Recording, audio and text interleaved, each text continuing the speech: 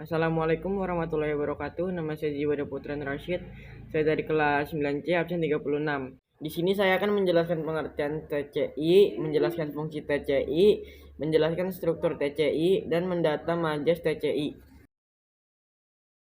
Teks cerita inspirasi adalah teks narasi yang bertujuan untuk membuat pembacanya menjadi lebih termotivasi dan terinspirasi setelah membaca cerita tersebut.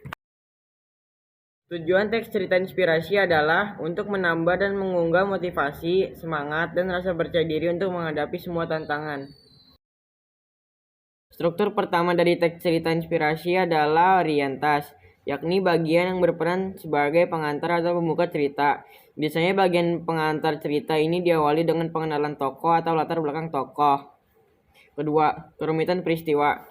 Setelah orientasi, tahap kedua dalam penulisan cerita inspirasi adalah membuat perumitan peristiwa yang mengarahkan kepada konflik cerita. Tanpa adanya kerumitan dan konflik, cerita yang ditulis pasti akan terasa biasa-biasa saja. Komplikasi.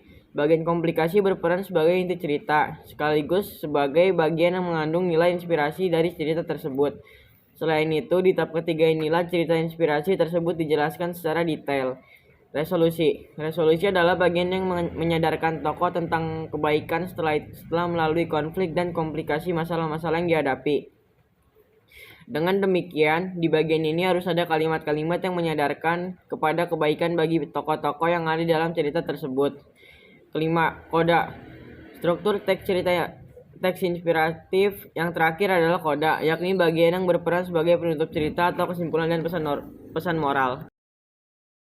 Sebelum berlanjut ke struktur teks cerita inspiratif, saya akan membacakan contoh dari TCI. Orientasi. Tak perlu menjadi siapa-siapa, tetaplah jadi diri sendiri karena setiap orang itu unik dengan kehidupan yang mereka masing-masing jalani. Begitulah kiranya kisah perjalanan seorang manusia untuk menemukan diri sendiri. Kerumitan peristiwa. Namun tak demikian kenyataannya. Menemukan diri sendiri atau bahkan mencintai diri sendiri bukanlah perkara mudah. Aku selalu merasa takut menjadi diri sendiri karena aku tahu betul betapa buruk diriku ini. Komplikasi. Sering aku mengecewakan orang-orang yang berharap kepadaku.